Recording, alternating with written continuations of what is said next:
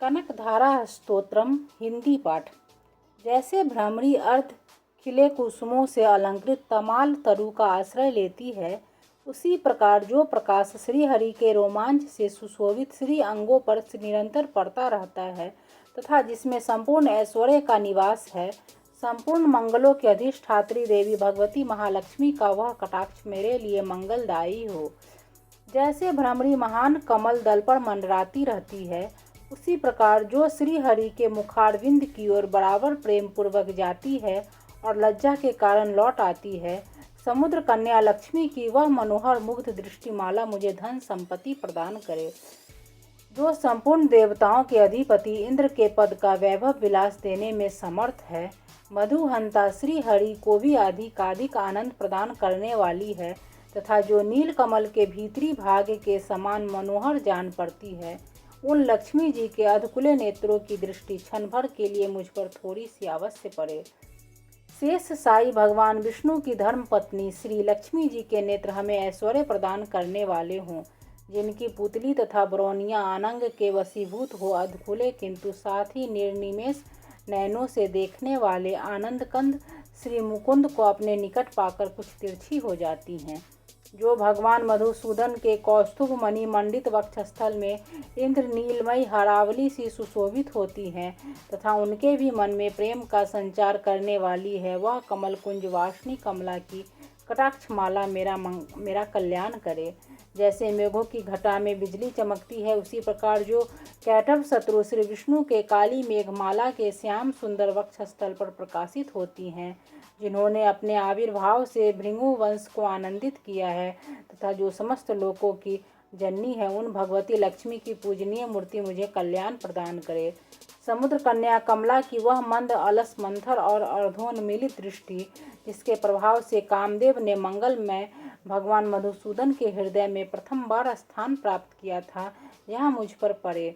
भगवान नारायण की प्रेयसी लक्ष्मी का नेत्र रूपी मेघ दया रूपी अनुकूल पवन से प्रेरित हो दुष्कर्म रूपी धाम को चिरकाल के लिए दूर हटाकर विषाद रूपी धर्मजन्य ताप से पीड़ित मुझ दीन रूपी चातक पर धन रूपी जलधारा की वृष्टि करे। विशिष्ट बुद्धि वाले मनुष्य जिनके प्रीति पात्र होकर जिस दया दृष्टि के प्रभाव से स्वर्ग पद को सहज ही प्राप्त कर लेते हैं, पद्मासना पद्मा की वह विकसित कमल गर्भ के समान कांतिमयी दृष्टि मुझे मनोवांछित पुष्टि प्रदान करे। जो सृष्टि लीला के समय वाग देवता के रूप में विराजमान होती है तथा प्रलय लीला के काल में शाकंभरी अथवा चंद्रशेखर बल्लभा पार्वती के रूप में अवस्थित होती है, त्रिभुवन के एकमात्र पिता भगवान नारायण की उन नित्य यौवना प्रेयसी श्री लक्ष्मी जी को नमस्कार है।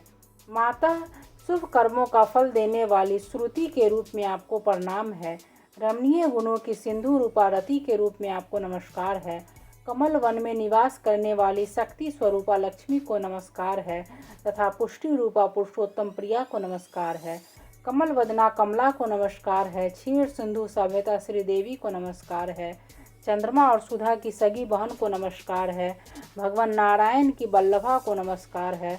कमल सदृश नेत्रों वाली माननीय माँ, आपके चरणों में किए गए प्रणाम संपत्ति प्रदान करने वाले, संपूर्ण इंद्रियों को आनंद देने वाले, साम्राज्य देने में समर्थ और सारे पापों को हर लेने के लिए सर्वथा उद्यत हैं, वे सदा मुझे ही अवलंबन दे। जिनके कृपा कटाक्ष के लिए की गई उपासना उपासक के लिए संपूर्ण मनोरथों और संपत्तियों का विस्तार करती है। श्री हरि के हृदयेश्वरी उन्हीं आप लक्ष्मी देवी का मैं मन वाणी और शरीर से भजन करता हूँ। भगवती हरि प्रिया, तुम कमल वन में निवास करने वाली हो। तुम्हारे हाथों में नीला कमल सुशोभित है। तुम अत्यंत उज्ज्वल वस्त्र, गंध और माला आदि से सुशोभित हो। तुम्हारी झांकी बड़ी मनोरम है। त्रिभुवन का ऐश्वर्य प्रदान करने वाली देवी, मुझ पर प्रसन्न हो जाओ। दिग्गजों द्वारा सुवर्ण कलश के मुख से गिराए गए आकाश गंगा के निर्मल एवं मनोहर जल से जिनके श्री अंगों का अभिषेक संपादित होता है, संपूर्ण लोकों के अधीश्वर भगवान विष्णु की गृहिणी और क्षीर सागर की पुत्री उन जगजननी लक्ष्मी को मैं प्रातः काल प्रणाम करता हूँ। कमल नयन केशव की कमनीय कामनी कमले में अकिंचन मनुष्यों में अग्रगण्य हूँ, अतएव तुम्हारी कृपा का स्वाभाविक पात्र हूँ। तुम उमड़ती हुई करुणा की बाढ़ की तरह तरंगों के समान कटाक्षों द्वारा मेरी ओर देखो। जो मनुष्य इन स्तुतियों द्वारा प्रतिदिन वेद त्रय स्वरूप त्रिभुवन जननी भगवती लक्ष्मी की स्तुति करते हैं। वे इस भूतल पर महान, गुणवान और अत्यंत सौभाग्यशाली होते हैं तथा विद्वान पुरुष भी उनके मनोभावों को जानने के लिए उत्सुक रहते हैं।